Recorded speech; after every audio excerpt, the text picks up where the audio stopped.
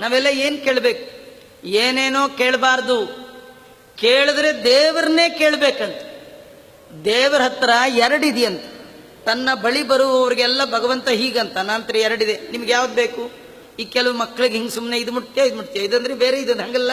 ಹಾಗೆ ಮಕ್ಳಿಗೆ ಹಿಂಗೆ ತೋರಿಸಿದಾಗ ಕೃಷ್ಣ ಹೇಳ್ತಾನೆ ಎರಡಿದೆ, ಒಂದು ನಾನು ಇನ್ನೊಂದು ನಂದು, ನಿಮ್ಗೆ ಯಾವುದು ಬೇಕು? ಜಗನ್ನಾಥ ದಾಸರು ಹೇಳ್ತಾರೆ, ದೇವರನ್ನ ಮರೆತು ಏನನ್ನೂ ಕೇಳಬೇಡಿ, ಕೇಳೋದಿದ್ರೆ ದೇವರನ್ನೇ ಕೇಳಿ. ಮರೆತು ಧರ್ಮಾರ್ಥಗಳ ಕಾಮಿಸುವವರಿಗೆ ನಗುತ ಅತಿ ಶೀಘ್ರದಿಂದಲೇ ಕೊಡುತ್ತಿಪ್ಪ ಸುರಪತನಯ ಸುಯೋಧನನಗಿತ್ತಂತೆ. ಕೇಳಲಿಕ್ಕೆ ಹೋದವರು ದೇವರ ಹತ್ರ ಇಬ್ರು, ದೇವರ ಹತ್ರ ಕೇಳಲಿಕ್ಕೆ ಹೋದವರು ಇಬ್ರು. ಅಂದ್ರೆ ದೇವರ ಹತ್ರ ಎರಡು ತರ ಜನ ಹೋಗ್ತಾರೆ.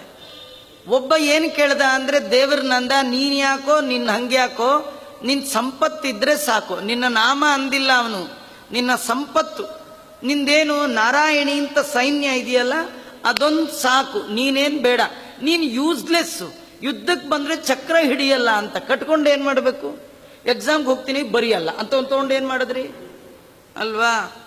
ಪುರಾಣಕ್ಕೆ ಬರ್ತೀನಿ ಪ್ರವಚನ ಮಾಡಲ್ಲ, ಮತ್ತೆ ಹೇಳಲ್ಲ, ಏನು ಪ್ರಯೋಜನ ಅಲ್ವಾ? ಕೃಷ್ಣ ಅಂದ, ಯುದ್ಧದಲ್ಲಿ ನಾನು ಶಸ್ತ್ರಾಸ್ತ್ರವನ್ನು ಹಿಡಿಯೋಲ್ಲ, ಸುಮ್ಮನೆ ಕೂತಿರ್ತೀನಿ. ದುರ್ಯೋಧನ ಅಂದ, ಸುಮ್ಮನೆ ಕೂತಿರೋ ನಿನ್ನ ಕಟ್ಕೊಳ್ಳೋ ಬದಲು ಯುದ್ಧ ಮಾಡುವಂಥ ಸೈನಿಕರು ಕಟ್ಕೊಳ್ಳೋದು ಒಳ್ಳೆಯದು, ನೀನು ಬೇಡ, ನಿನ್ನ ಕಡೆಯವರು ಬರಲಿ ಅಂತ ಕೇಳ್ದ. ಅವನು ಕೊಡುವಾಗಲೂ ದೇವರು ಸಿಟ್ಟು ಮಾಡ್ಕೊಳ್ಳಿಲ್ಲ ಅಂತ. ಮೂರ್ಖ, ನನ್ನ ಕೇಳೋದು ಬಿಟ್ಟು ಅದನ್ನ ಕೇಳ್ತೀಯ ಅನ್ಲೇ ಇಲ್ಲ. ನಗುತ್ತಾ ಅತಿ ಶೀಘ್ರದಿಂದ ಅವನಿಗೂ ಕೊಟ್ಟ. ಓ, ನಿಂಗೆ ನನ್ನ ಕಡೆಯವ್ರು ಬೇಕಾ, ತೊಗೊಂಡು ಹೋಗಲ್ಲ. ಈ ಅರ್ಜುನ ಅಂದ, ಸ್ವಾಮಿ ಏನು ಬೇಡ, ನೀವು ಸುಮ್ಮನೆ ಒಂದು ಕಡೆ ಕೂತು ಬಿಟ್ರೆ ಸಾಕು. ಯತ್ರ ಯೋಗೇಶ್ವರ ಕೃಷ್ಣೋ ಯತ್ರ ಪಾರ್ಥೋ ಧನುರ್ಧರ ತತ್ರ ಶ್ರೀ ವಿಜಯ. ಎಲ್ಲ ಸಂಪತ್ತು ಜಯ ಇದೆಲ್ಲ ಎಲ್ಲಿ ಎಲ್ಲಿ ಭಗವಂತ ಇರ್ತಾನೆ ಅಲ್ಲಿ ಸಿಗತ್ತೆ ಎನ್ನುವ ಗುಟ್ಟು ತಿಳಿದವ ಅರ್ಜುನ. ಅರ್ಜುನ ಏನಂದ, ನಂಗೇನು ಬೇಡ ಸ್ವಾಮಿ, ನೀನೊಬ್ಬ ಸಾಕು ಅಂದ. ಅವನಿಗೂ ಕೂಡ ದೇವರು ನಗುತ್ತಾ ಅವನ್ನ ಕಟ್ಕೊಂಡ್ಬಿಟ್ಟ. ಹಾಗಾದ್ರೆ ನಮಗೆ ಒಂದು ಚಾನ್ಸ್ ಇದೆ. ದೇವರ ಹತ್ರ ಬರ್ತಿರಲ್ವಾ, ದಿನಾ ದೇವರ ಹತ್ರ ಬಂದೇ ಬರ್ತೀರಿ. ಮನೇಲಾರು ದೇವರ ಹತ್ರ ಹೋಗ್ತೀರಿ, ದೇವಸ್ಥಾನಕ್ಕೆ ಹೋದಾಗ್ಲಾರು ದೇವರ ಹತ್ರ. ಒಟ್ಟು ಜೀವನದಲ್ಲಿ ನಿತ್ಯ ದೇವರನ್ನ ಫೇಸ್ ಮಾಡೋದಂತೂ ಇದೆ.